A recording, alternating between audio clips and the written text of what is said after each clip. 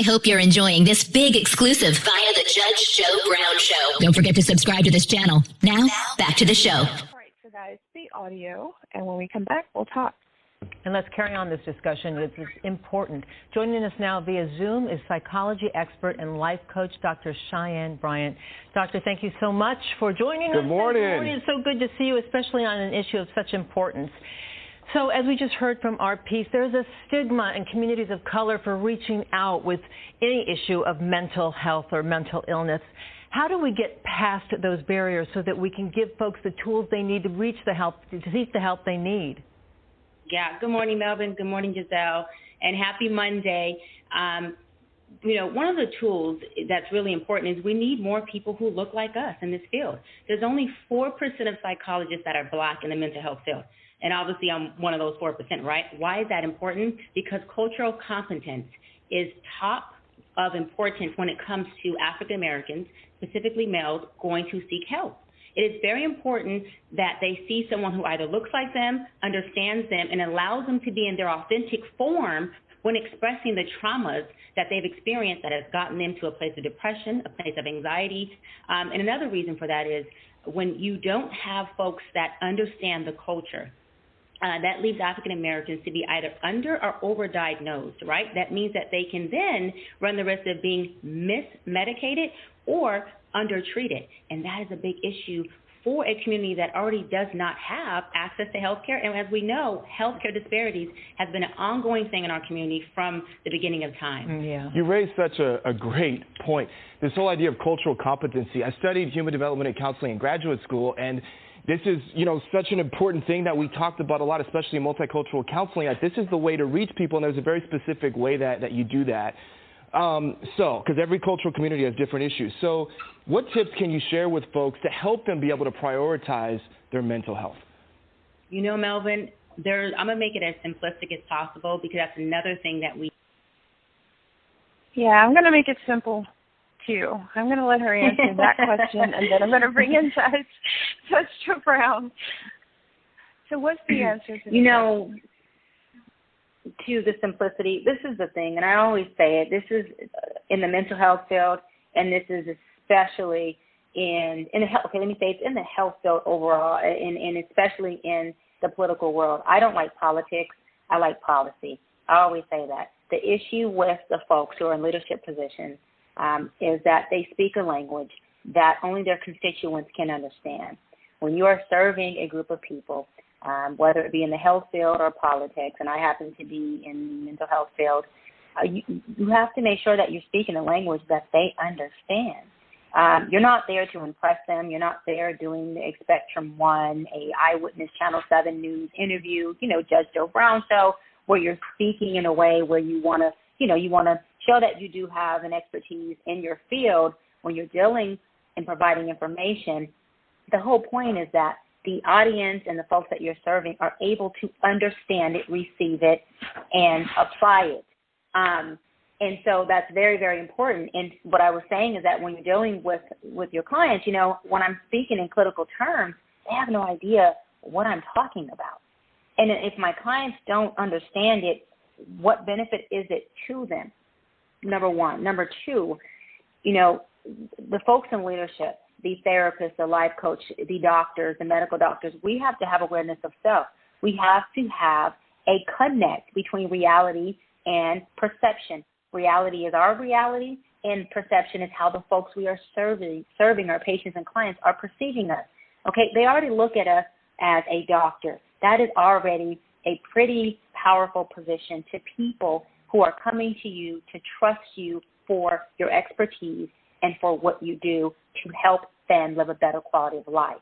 You have to make sure that the conversation is tailored in a way where they feel safe enough to ask for clarity from you. But for the most part, you should be able to speak to them in a nature that they understand, and also ask follow-up questions and say, does that make sense? Do you understand that? Is there anything else you need? Are there any last thoughts? But that is not just, professionalism and coming out of the space of wanting to be the expert, but it's coming to a space of being what we are really here to do with our titles and our leadership and our positions is to serve people who we are leading. And a lot of folks are getting caught up in this, I'm Dr. such and such, or, I'm the councilman, or I'm the mayor, or I'm the president, I'm the senator. We understand your title, Mr. or Mrs., ma'am or sir, but we have to understand the policy. We have to understand your conversation when you're telling me that my mental health is decreasing in these ways. What does that mean to me? Sitting across from you, Dr. Bryant, what does it mean when you say that there are pathologies you see in my family? What the hell is a pathology?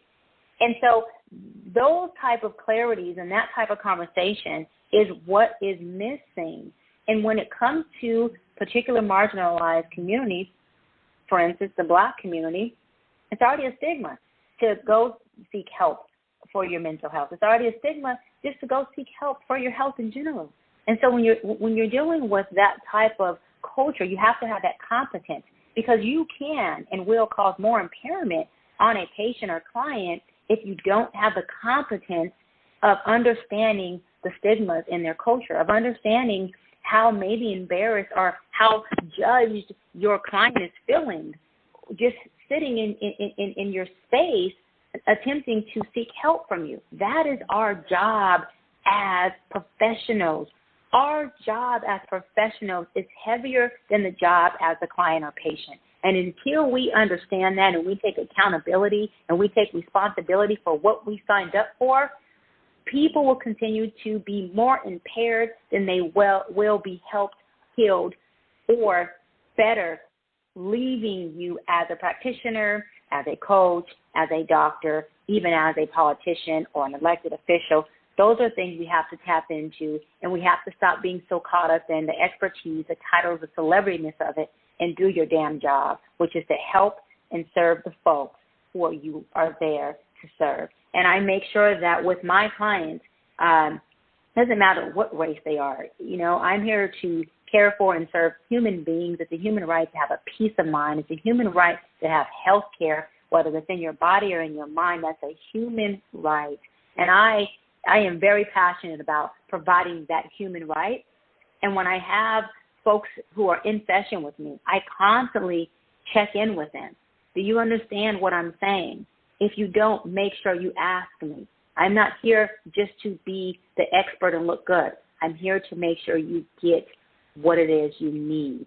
And if I'm not giving you what you need, we need to process that, and we need to draw out a blueprint that works for you. This is not about good job, Dr. Bryant. This is not about you changed my life. This is about what do you need to live the best quality of life, which is a human right, and how can I help you get there and drive your agenda, not my agenda and not what I want for you, because I'm here to facilitate you and empower you in the greatness you already have.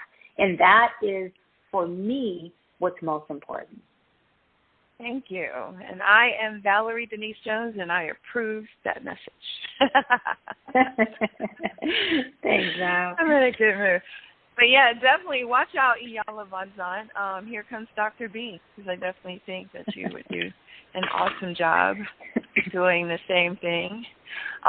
So at this time, what I'd like to do is welcome the man of the hour, Judge Joe Brown, 323-646. How are you doing, sir? Hello. You're live. JB, where are you? I am taking myself off mute, ladies. A little slow doing it. Anyway, glad to hear from you, Miss Jones, and Dr. Bryant. It's always a pleasure. You are so erudite, learned, and perceptive. This thing about translating back is interesting. The first time I noticed that was years ago. I had just pledged and gotten into a frat. I'm an alpha. And we would have these meetings, and we weren't that long out of high school, and we were remarking about how difficult it was then to talk to the people who had gone no further than high school that you had already known, and how little they knew and how little they understood, and what difficulty you had talking to your old friends. I remember getting in law school, and I remark on this to law students. I said, a lot of people that you went to college with that didn't go any further, you're going to find it's difficult to talk with them when you start realizing what steps you have taken to get beyond where they are and how they think. And then I used to tell the law students that I would occasionally teach, I said, one of your jobs as a trial lawyer is to translate what you know, what's in the system, the jargon of law and what it stands for, into a fashion where a jury comprehends what you're talking about. In other words, you run down this definition of assault and battery, and you break it down to the jury. Willie went upside Bobby's head, and ooh-weed on it. So you have to do these things, and sometimes you're exactly right. The people who are where they are get out of touch with the people they're supposed to be helping or representing, since you are indeed a political animal as well. We were discussing your immediate intentions, and I'm about to do the same thing myself, so I'm going to help you, and I want you to help me do that. But in that respect, I'm looking at things today where I think so many of our so-called elected representatives represent a worldview that they have become acclimated to because of the circles that they run in, but are no way, form, shape, or fashion representative of the worldviews of the people they represent. So I see a lot of them taking a whole lot of time to disguise their changed worldviews from, let's say, their constituents. Do you see anything like that going on? Absolutely. And that's where I believe you and I, Judge, talked briefly about how a black person in office, just because their skin color is black and they look like us, doesn't always mean that they're representing us, doesn't always mean that they're pushing an agenda that's going to provide economic development, that's going to provide educational resources, that's going to provide the things that we need in our black communities to thrive and stop merely surviving. And you made a statement that I tagged on to, and I thought, wow, that's exactly right and genius. You said, just because the person is black in office, what does that mean to myself or the black community? Does that mean that I'm supposed to just trust them because they look like me, when there's been a lot of black folks who have been in leadership positions, not just elected official positions, that have, used their blackness to, in the sense of inclusion and diversion, to get to that space or that seat or even that job position, right? But once they got in, that using their blackness came to a halt because of what you just said. Having a seat at that table, once they got in, the culture of that inness changed. And they either subconsciously, purposely, whatever reason we want to put behind it, forgot about the folks who were working to get them in that room at that seat and at that table. And now they feel as though they have to speak, think, and choose and push an agenda that doesn't look like or doesn't include even affecting them or benefiting them, nor their lineage or their culture or their background that they come from. So to me, that is a moving part of systemic racism or systemic hardship. Because if you can get people who look like me in positions of power to drive the agenda of white supremacy and white privilege, then guess what? That is more systemically disempowering and disabling than just putting some white folks in position to say, you know what, we're going to keep the door shut to keep those minority folks and marginalized folks out of here.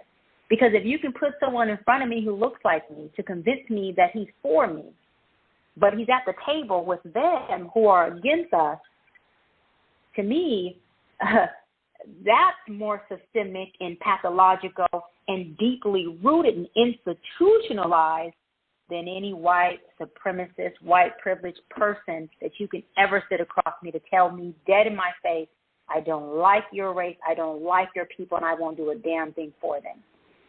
The other piece Yeah. of it being the folks that look like us is heartbreaking. It becomes distrusting, disempowering, and now you have a community of people, Judge, listen to this, listen to the psychology behind it, who now are creating black-on-black crime. We're not talking about black-on-black crime with just a gun.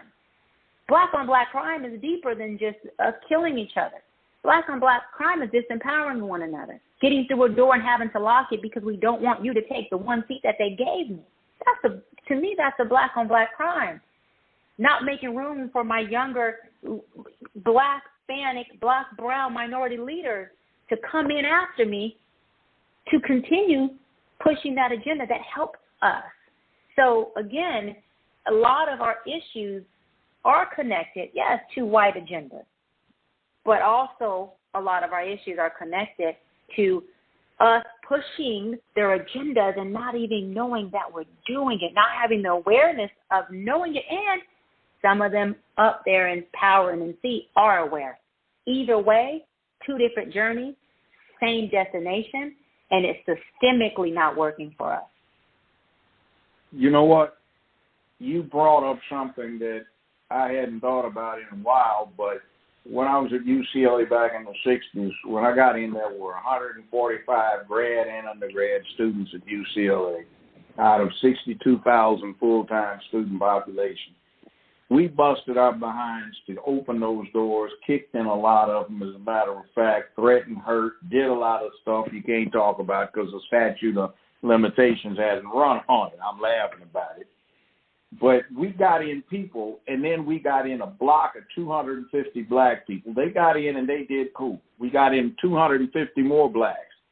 And they started doing something that at first we didn't understand. So I basically cornered somebody. So what the hell are you doing?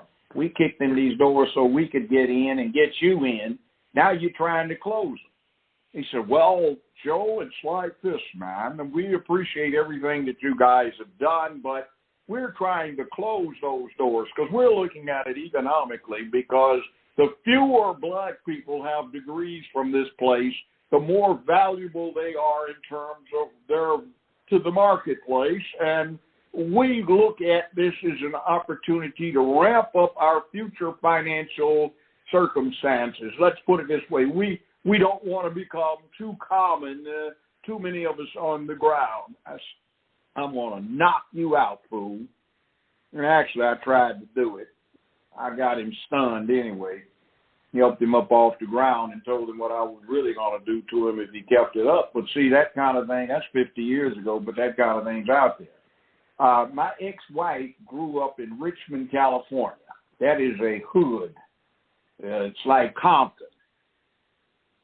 And she used to be all right. And then she got used to hanging around with these multimillionaires and billionaires up in Aspen. And some of these guys would say, Joe, you're bored, man. Your wife's up there doing a heli ski trip. Let's go run to Paris and check out this new restaurant. So I'm going, oh, okay, get a quick bag, get your toilet, man. Run by the house, come back here, park over at my place, and we'll catch the jet. So he's got a private jet, so you hop on a jet, fly to Paris just to check out a new restaurant, go to a few nightclubs, walk around, buy your wife something, and fly back the next day. That's how they roll. Well, she got too used to it, got too snobbish, and a couple of times I had to put that group in check. I said, wait a minute, no. I understand it. I walk with you, talk with you, hang with you, party with you, but I haven't forgotten my people. But she forgot her origins and her people, and she got too used to it, too snobbish, and it got to the point that places she used to love to go to eat, she couldn't eat because they were beneath her. So that kind of thing I've seen in too many of the folk, especially on something like the Black Caucus, and especially in some of the local black leadership that forgets who they're supposed to be representing and simply uses their office as a stepping stone into a new level of existence. And maintaining that they're level using their of position. Yeah, becomes more important than what they're supposed to be there to do. And also, using their position to brokerage power versus, like we were saying initially, using their position to serve the people. And now, oftentimes as well, another thing that happens in politics is, folks tend to help those who have the higher population because they're looking at it from a I need vote standpoint to get in or stay in office. And that's where it becomes conflicting because, okay, take Los Angeles. We have 8% African Americans. We have 38% Hispanic, 51% Caucasian, and then, Asians and the other minorities fall in between that. I say that to say for somebody who wants to get in office, let's keep it transparent. There's no way that anybody can win. I don't care what race they are off of just 8% of every single black vote. They have to cross over and they have to be able to create policies, initiatives, solutions, and become culture competent to other cultures, especially the Hispanic culture here in Los Angeles. I happen to be black and brown, so I happen to already have a space in my heart where I believe in immigration and documentation and certain things for, my brown people as well. But what I'm saying is that there's a positioning that's a good thing, that's a bad thing. What makes it good is, okay, I have to be able to work with different people outside of my culture, outside of what I look like, and I have to be able to get to know their issues and their concerns and then propose what I can do to help this community. Great for the whole intersectional organization of it.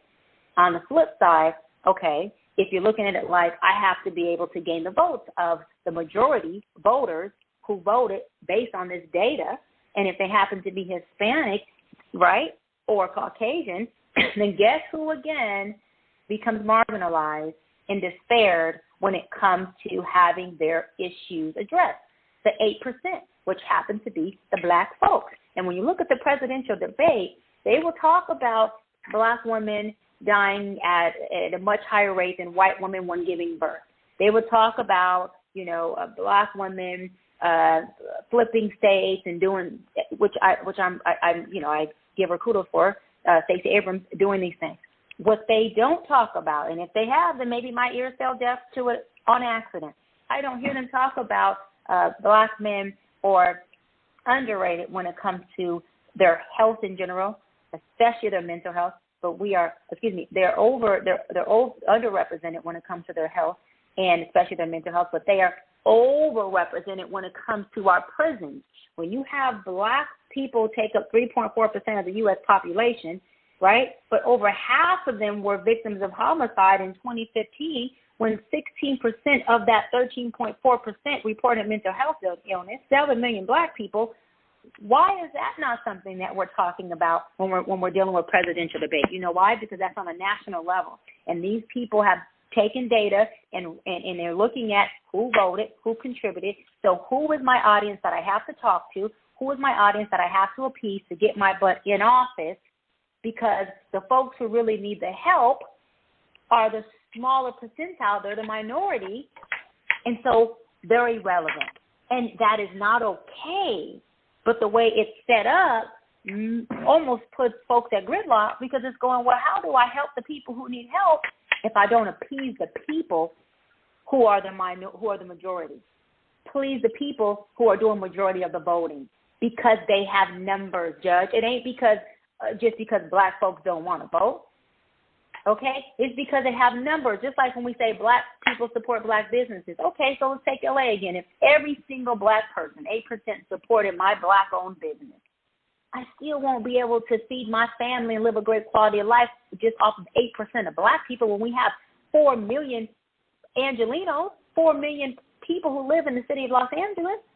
So at the end of the day, if you're looking at a marginalized community, i.e. black community, there's so much more that needs to be done than just black support black, than just, get in office and do what you can for the black folk. Well, even if all of us voted, we're still not the majority for you to give a damn about us when you're talking about our black men when it comes to the presidential debate, when it comes to the State of the Union, when it comes to the City of the Union, even at the city level. Again, there has to be some policy that is created where our community, it can't continue to get looked over because we can't show up in numbers Because even if every one of us shows up, guess what? We still are coming short in numbers. We are very much the minority.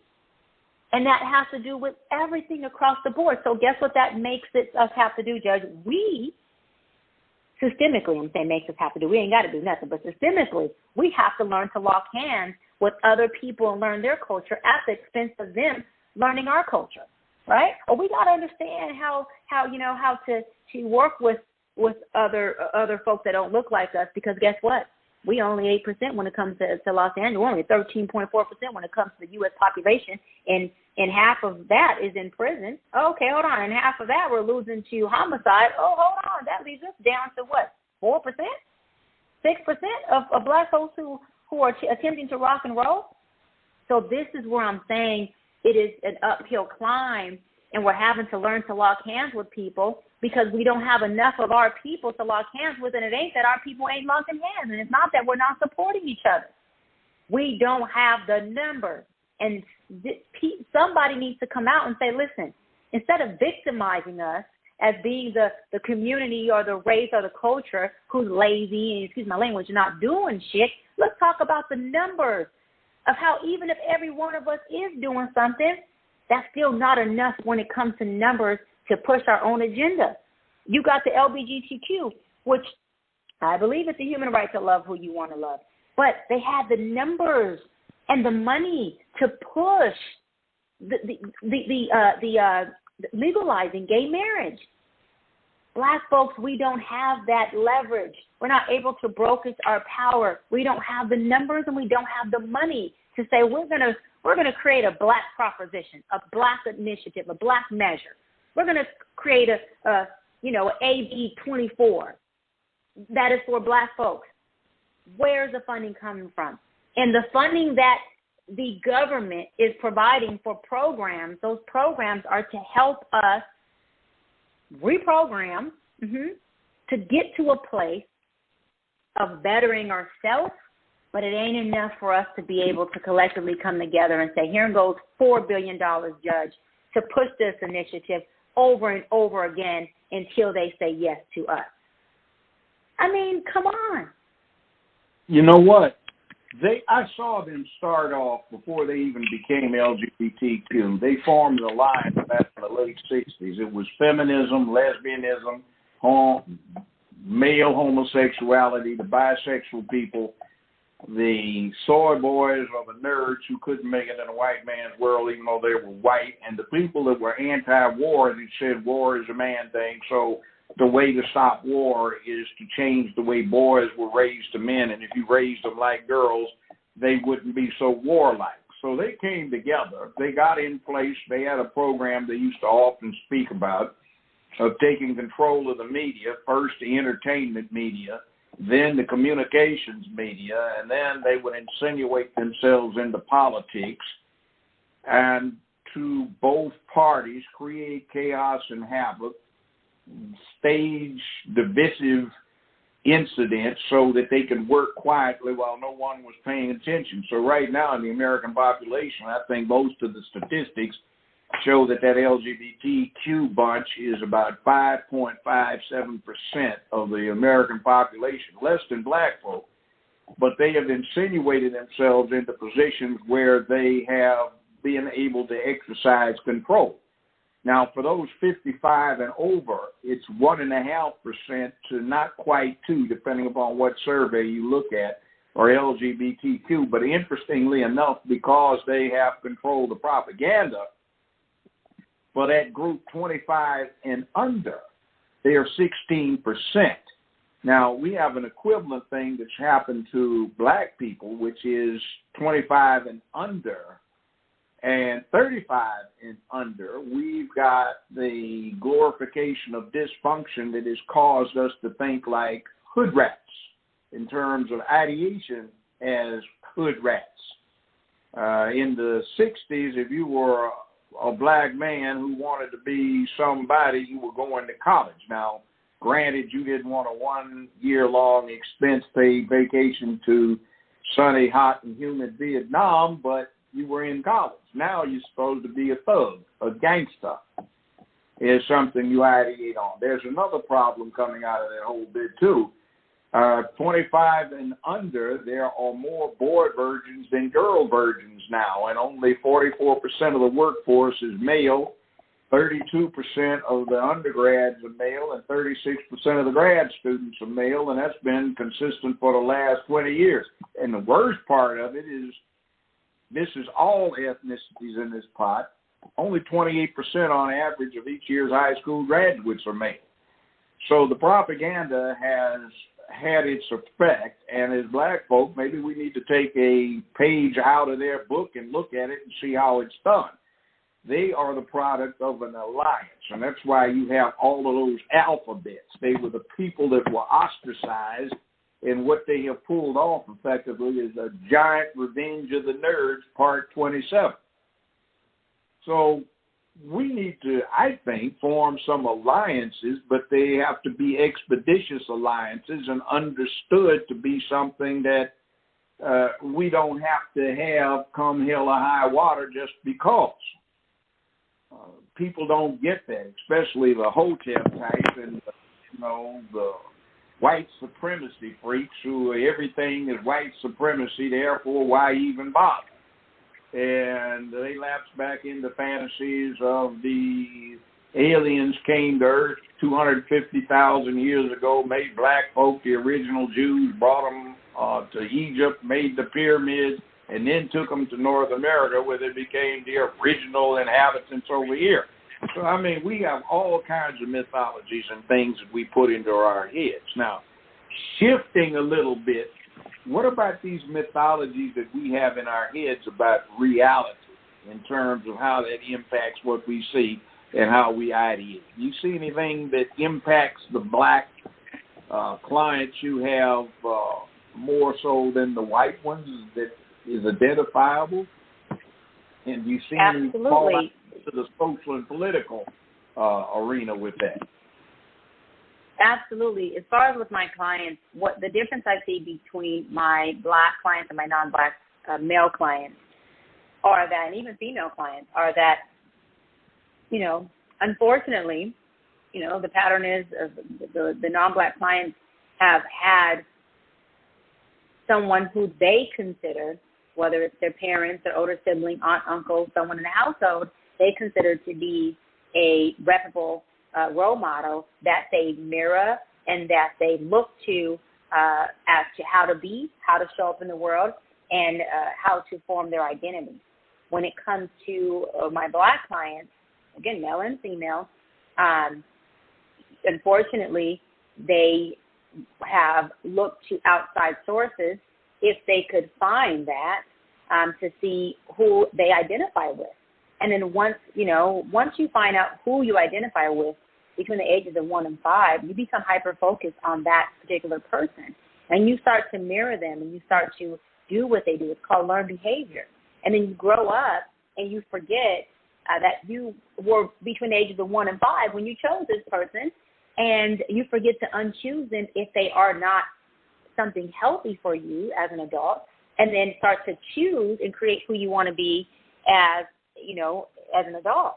And that's for a lot of people in the community. I know myself as a black young girl, mixed, but black young woman, I didn't have anyone who I looked to in particular as a role model, and that's being transparent. I remember going out into the world, and I tend to find a lot of my Latina women who I looked to and said, oh, so that's how I dress. Oh, that's how I do my hair. Oh, that's how I speak. That's how I show up. That's how I be.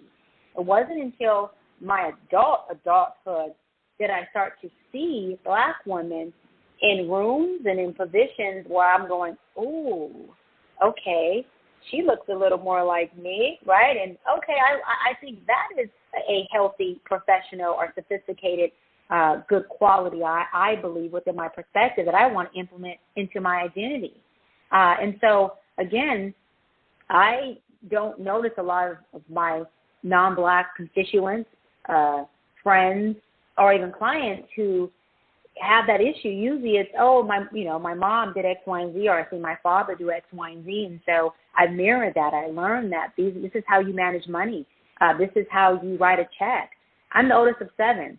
And I remember going to the mall a few years back with my youngest sisters, who are now 15 and 16 and 13, and we were getting ready to pay. And I think she was 8 at the time. I taught her how to swipe my card and put in my debit card number, my PIN number. And I did that because I grew up remembering going, wow, I had a lot of love, a lot of support. We were definitely a family. We went to theme parks and we did stuff. We played board games and cards and we watched movies together, but I never talked politics in my house. I wasn't taught how to write a check. I wasn't taught how to use my debit card when it was turned over to me as a teenager. And so these are all things that are life skills. These are all things that create your identity, and they create the trajectory of your success. And honestly, your relationships. And relationships obviously can get you indoors and get you places money will never. And it also predicates what rooms you end up in by your life skills, as simple as life skills. And so a lot of me being the oldest came from figuring out how in the heck do I do this? How in the heck do I survive? Cooking and doing housework, those were things that were mirrored for me in my household. The women were very domesticated in doing those things, but I happened to be a little different in the sense that I was business minded, right? I wanted to go get an education and go all the way to my doctorate. I wanted to run a business, and I wanted to not just be submissive or just alpha. I wanted to be alpha submissive. And I learned these things, though, Valerie and Judge, from literally growing up and seeing this outside of my household. And I'm not taking anything by saying that from my parents, who were absolutely, killed the parenting game when it comes to support and love, still to this day at 38. They empowered me like no one on this earth has. And I know I wouldn't be where I'm at without that empowerment and that support and that love of, you got this, you do this, we got your back, we're supporting you. You're amazing, you're awesome, you're human, you can make mistakes and we won't drop you. And with that, it was my foundation, but there was a lot of moving parts that I had to go out in the world and figure out. And so I find that to be with my Black patients, or Black clients, I should say, that they are figuring that out. I have a guy who's amazing, and he's 61. And he's amazing, Judge. He's amazing, Valerie. But he's just now 61, trying to figure out, or not even trying, but he's doing it with the work that we're doing together. He's saving himself at 61 from a mother who dropped him, from a father who was a one-night stand. This guy is so courageous to ask for help. He's a Black man at 61, and sit in session and cry and say, I need help. I've been doing this for 61 by myself. Do you know how hard that is to carry weight and be in a dark room some days for 61 years? I won't do it for 5 days, because I'm going to go see my therapist or my coach for 61 years. And so when I say that we got to be open to getting this help, because the pathology that I see in the Black men and women who are in sessions with me are heartbreaking at the beginning, but life-changing as we continue to work together. Life-changing. These men are opening up. They're healing their pain pockets. They're telling their story, and they're getting back their power. They're gaining back their power. And so, judges, and that's where it comes from. And thing is, at the end of the day, listen, whether you grew up in a perfect family household or you grew up in a completely dysfunctional household, at the end of the day, at some point, we all have to figure out how to jump in the water without our life jacket. 2 different destinations again, 2 different journeys again, same destination. You got to figure out how to save yourself at some point. And so this is why I preach and I teach to my clients, Black or human, whatever race they are, that if you were dropped as a child, you're an abandonment young boy or woman, I don't care what race you are, and you grew up to be an abandonment woman or man, and you feel like you got to save yourself, the kid you think grew up perfect, at some point, he got to jump without a life jacket too. Y'all just had 2 different journeys, but the destination, the figuring self out, to jumping without a life jacket and ultimately saving yourself, that day will come for all of us. So I focus on not making certain folks a victim and changing their narrative to there's things that happen that are traumatizing. We're not going to negate that, but you're not the victim. Okay, you're not the victim. Your journey looks different. But if you and this boy who had a perfect household, which nobody does, can jump in the water without a life jacket together and you can outswim him, you tell me who the victor is. You tell me who the victor is. And it's a perception shift. And I love that you use the word perception, Judge, because it's all in how we perceive things and how we receive it. I don't allow people, and I don't allow my clients to allow people to tell them their narrative. That's not their permission, and they can't do it. You create your narrative. You choose who you want to show up as. And as long as you don't let water get in your ship, you will continue to sail. Water being people's thoughts, their opinions, and their chatter of who you are, what you're doing. Don't let the water get in your ship, and you will continue to sail. And that's what's most important. And my clients, they are so empowered. I had a client send me a message on social media because it's, it was too late to text me. And he's in New York. And so it was like, 6 a.m. his time to 3 a.m. my time. And he says, Doc, I thank you for helping me love myself. I'm driving around in my car. He says, I have on the old school Elder Barge playing right now. And it feels really good being and loving me. That is power. This man is a black man working through his stuff, gaining his power, loving himself again, and feeling good about who the hell he is because he's telling his own narrative. He's not allowing people's water to get in his ship, so he's able to sail. And whatever destination he chooses is nobody's business but his. As long as he's proud of it and he can stand in that, then he needs to sail in that direction. And I'm just there to facilitate and empower and to support him in that. And so, again, that's the power. Let me ask you something. Go ahead, Judge. Let me ask you something. You're touching on a thing that I see in some people like Lizzo. Now, Lizzo seems to be trying to fall in love with herself, but the message she's giving to others as an outside influence to make up for the lack of such inside the home place seems to me to be essentially negative. Now, just because you're trying to do it, does that negate the possibility that you're doing it the wrong way? In other words, I run into people that I just deal with that call me. I'm nowhere near where you are in terms of counseling, but that's been my business to help solve people's legal problems, and a lot of legal problems are the result of their personal problems. And I see too many that have gone into, I need to accept myself, but you're not a very good person right now. You need to do some self-improvement.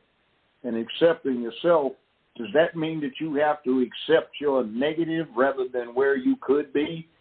That you have no cause except nihilism, and instead of being what you ought to be, it's just what you want to be, and what you want to be becomes a byproduct of negativity, and you just decide to be a fat slob like Lizzo having that contest naked out there on a pier with a bunch of men spraying her with champagne from a champagne bottle. Is that good? That kind of feeling good about yourself, or is that just a front for somebody who is deeply in hate with themselves? I love that you were able to see this. I love that you're able to see the two psychology perspectives of it, the psychology behind it. So I want to go back to the acceptance part. I think that when I say to my clients, surrender and accept who you are, where you are, so we can move on, what I'm saying is take accountability for what your reality is. If you know that you are, not providing for your family and you're not stepping up to the plate, accepting it doesn't mean you make that okay. You're surrendering to the reality of it, saying, okay, I know I'm coming up short. I know that there's more that I could be doing and more that I want to do. I fully accept that. Because only then can you move forward and let that bygone be a bygone.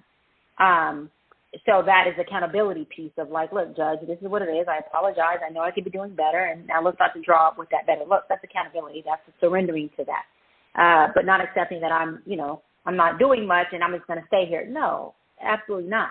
That's disempowering and distorted thinking. But as far as like Lizzo, I obviously we don't know her, right? We don't have her on the show to say. And even if she was to say it, who's to say that's the truth? That can be a mask as well in regard to what you were saying. What I see from observing, I see a woman who has been very broken and very pained because of her aesthetics and not saying if she likes it or not, right? This is what I see, Judge. Hold on. From a little girl, I'm saying this is long-rooted pattern with her. This has just happened when she became an artist. But I also see her that wasn't nice. on another side of her at all. I also see her trying to empower herself and others who have been pained and maybe, traumatized because of them being overweight, because of what they look like, what their body shaming experience is. In addition to that, I think that if she is using her platform to say pretty much F you to those who are body shaming me, I am confident in myself and I am that chick, and that's not really what she internally embodies, that's called avoidant behavior. She's suppressing her pain. And that, Judge, can easily turn into depression, suicidal ideations, which leads to suicide. And that's how a lot of people end up in that dark space of suicide because of what you're saying, covering up by trying to prove to societal constructs or these folks on social media that you are confident in yourself. You don't have to prove to anybody that you are who you are if you are that. There's a saying that says if you know that you are gifted and you know who you are, you ain't got to fight for the head at the table. When you walk in the room, no matter where you sit or where you stand, the table will shift. And I say that to say, if Lizzo feels very confident in that, then she just continues to walk in her confidence. There doesn't need to be a negotiation or a conversation about who the hell she is. So I believe that there is a lot of underlying pain and trauma that she needs to address at the same time that she is empowering herself and others to be in their skin and be proud of who they are. Because I don't think we have permission, Judge, and I'm not saying you're doing this, but to tell anybody that they're too fat, too skinny, too soft, too whatever that may be, some women like being. Well, let me say this. Let me interject this. You're absolutely right on one level, but my job for almost 50 years was to tell people what to do, and for the last 16 years of elected office, it was to make people do what they ought to do, whether they liked it or not, because there is a social compact, public peace, dignity, and order that demands that. In other words, at some point, what you want to do may transgress on what you can be allowed to do if others are to be able to do their thing too. So I look at it as all of that's above for their psychological well-being that you just said, but sometimes there's a point where you have to get outside yourself and start thinking about what you ought to be doing and adopt the cause, and if you adopt that cause, you feel a lot better about yourself. Now, I see some white people who don't feel too well about themselves. They've adopted a cause. Black Lives Matter, in terms of as they perceive it, like save the animals. The polar bear and the elephant, the tiger are in danger, so we have to do something about save them. Well, these biped African primates are endangered, so we have to save them. And you see supposed BLM protests, and out of every 11 people, you get 9 little vanilla cupcakes with a few chocolate sprinkles, and they're enraged because they are, what is the term, social justice warriors, out to change things for the better, and some of the things they adopt are not in the interest of the people that they have, but it shows that they too need a cause. And I used to joke about it. Man, did you hear about poor Tommy? No, what happened? Oh my God, he was going around saying he had no purpose, no cause. I just wish I had listened. Well, what happened? Oh, Oh, I just can't say it. He just jumped out of the 28th window of his father's office building. Oh, my God. It was so horrible. Oh, no. I hear that because of a lack of cause, and I hear this other thing, too. Yo, man, you hear about Stomp, man? No, man, what happened, man? We was over Shaw Dogs, man. We had some fire smoke, man. We was hitting on that glass dick, man. Next thing I know, dude all down on the ground, man. Shit coming all out his mouth. Wheels was kicking, man. As soon as we cleaned shit up, man, we called 911. It was too late, man. Dude bust his heart out before he get to the emergency room. Man, that's cold-blooded. I hope his mama don't freak. Ain't that the second one she done lost this year? Wait, Judge, it's all in this. No purpose. Judge, don't kill me. I got to get on my 2 o'clock because I told you I'm in the California Dem Convention, too. So I got to get my buns into another meeting or something.